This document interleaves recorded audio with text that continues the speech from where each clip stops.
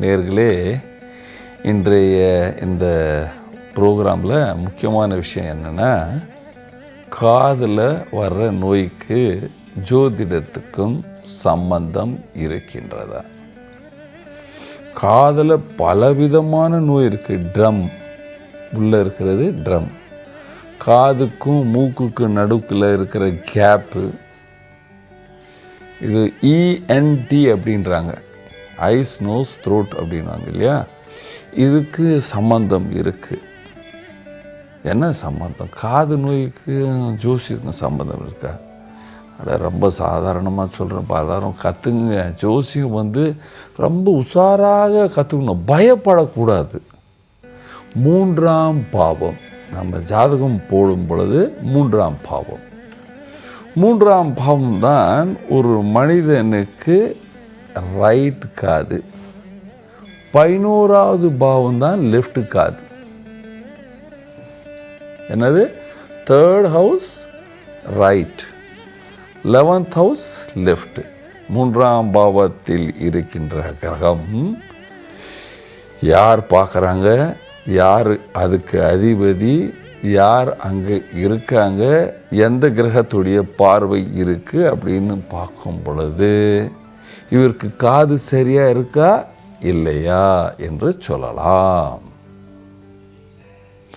3ஆம் பாவத்தில் கேது இருந்தால் அதை சனி பார்த்தால், பாருங்க உஷாராக கேளுங்க, 3ஆம் பாவத்தில் சனி இருந்தால் அதை கேத்து பார்த்தால், அல்லது 3ஆம் பாவத்தில் கேத்து இருந்து அதை சனி பார்த்தால், இந்த குழந்தைக்கு, இந்த தாத்தாக்கு, ஏன்னா குழந்தை தான் தாத்தாவாக மாறுவார் இல்லையா வயசானா, ரைட்டு காதில் டப் டப் டப் டப் டப் டப் என்று ஒரு சத்தம் வந்துக்கினே இருக்கும். ஏன் வரும்? இவருக்கு உணவு கட்டுப்பாடு இருக்காது. 3ல் கேத்து இருக்கு இல்லையா, ஏதாவது சாப்பிட்டு கொண்டு, 2ஆம் பாவத்துக்கு 2ஆம் பாவம், 2ஆம் பாவத்துக்கு 2ஆம் பாவம், 2ஆம் பாவம் என்றது நம்ம வாய் சாப்பிட்றது, அதுக்கு 2ஆம் பாவம் கேத்து.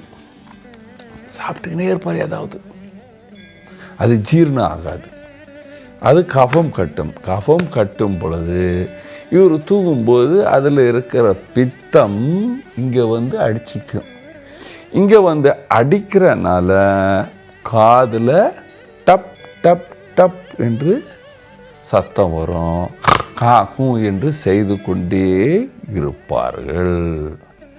அதே ஜாதகத்தில் 11ஆவது பாவத்தில் சந்திரன் இருந்தால் அந்த சந்திரனுக்கு கேத்துவின் பார்வை இருக்கும். ஏன்னா 3ஆம் பாவத்தில் கேத்து இருக்கு இல்லையா, கேத்துவின் பார்வை இருக்கும்.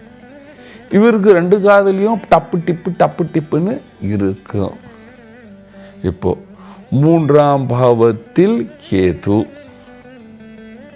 செவ்வாய் இருந்தால் அதை சனி பார்த்தால் அவருக்கு வாழ்க்கையில் ஒரு தடவையாவது காதுக்கு ஆப்ரேஷன் நடக்கும்.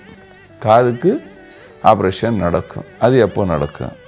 அது கேது தசை செவ்வாய் தசை வரும்போது காதில் ஆப்ரேஷன் நடக்கும். சிறுசாக நடக்கும், ஆனால் நடக்கும்.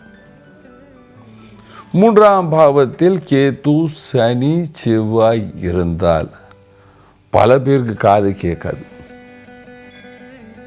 எந்த காது கேட்காது? ரைட் காது கேட்காது. இந்த காம்பினேஷன் 11ஆவது பாவத்தில் இருந்தால் லெஃப்ட் காது கேட்காது. லெஃப்ட் காது கேட்காது, பிரச்சனை இருந்து கொண்டே இருக்கும். என்ன கும்பிடலாம், எப்படி சரியாகும்? ஃபஸ்ட்டு காலையில் சூரியன் குச்சம் மேலே வந்த பிற்பாடு, ஒரு 6 மணிக்குன்னா 7 மணிக்கு கொஞ்சம் சூடான பிற்பாடு வெயிலில் சுத்த வேண்டும். 2வது யோகாசனத்தில் சிரசாசனம் செய்ய வேண்டும், மத்ஸ்யாசனம் செய்ய வேண்டும், புஜங்க ஆசனம் செய்ய வேண்டும், பிராமரி பிராணாயாமம் இந்த பிராமரி பிராணாயாமம் செய்ய வேண்டும். அதுக்கப்புறம் பகவான் சூரியன், பகவான் சிவனை தினமும் கும்பிட வேண்டும்.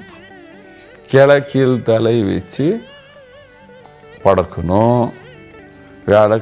வியாழக்கிழமை பசுவின் சேவை செய்து கொண்டு வந்தால் இந்த பிரச்சனையிலிருந்து விடுதலை வந்து எல்லோரும் சந்தோஷமாக சுகமாக வாழ்வீர்கள். நன்றி, வணக்கம்.